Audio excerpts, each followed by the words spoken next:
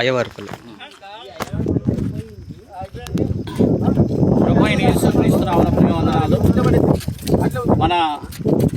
మేము మరి Wanaparthy DSP office దగ్గర మేము పర్మిషన్ తీసుకొని గ్రామాలకు వెళ్ళి సత్యసువార్తను ప్రకటిస్తుండగా అయ్యవారిపల్లి వారు గ్రామవాస్తులు మరి వారు మా మీద అటాక్ చేసి దాదాపుగా వేల పత్రికలు వాళ్ళు మరి చింపేసి, బైబుల్స్ చింపేసి, పాఠ్యపుస్తకాలు చింపేసి, వచ్చిన మైకులు పడగొట్టి, తర్వాత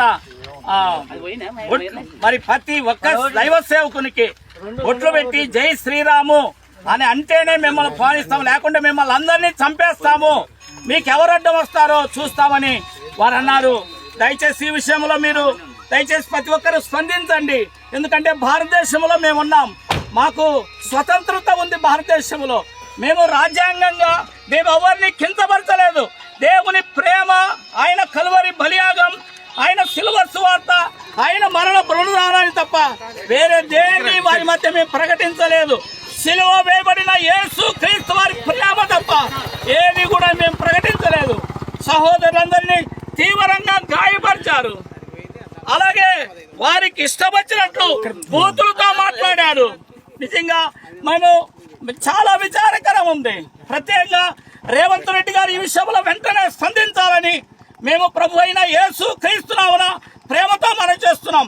స్థానిక సంఘ ఎమ్మెల్యే గారు కూడా ఈ విషయమై స్పందించి క్రైస్తవులకు స్వతంత్రత కల్పించాలని ప్రభు అయిన యేసు క్రీస్తు నామమున ప్రేమపూర్వకంగా మీకు మనవి చేస్తున్నాం.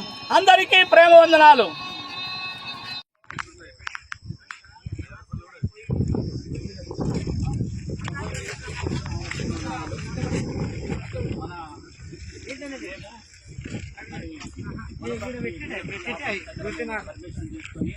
గ్రామాలకు వెళ్ళి సత్యవార్తలు ప్రకటిస్తుండగా అయ్యవారిపల్లి వారు గ్రామవాసులు మరి వారు మా మీద అటాక్ చేసి దాదాపుగా వేల పత్రికలు వాళ్ళు మరి చింపేసి, బైబుల్స్ చింపేసి, పాఠ్యపుస్తకాలు చింపేసి, వచ్చిన మైకులు పడగొట్టి, తర్వాత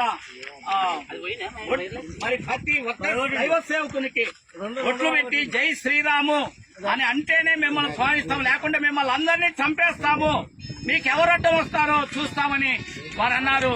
దయచేసి ఈ విషయంలో మీరు దయచేసి ప్రతి ఒక్కరు స్పందించండి.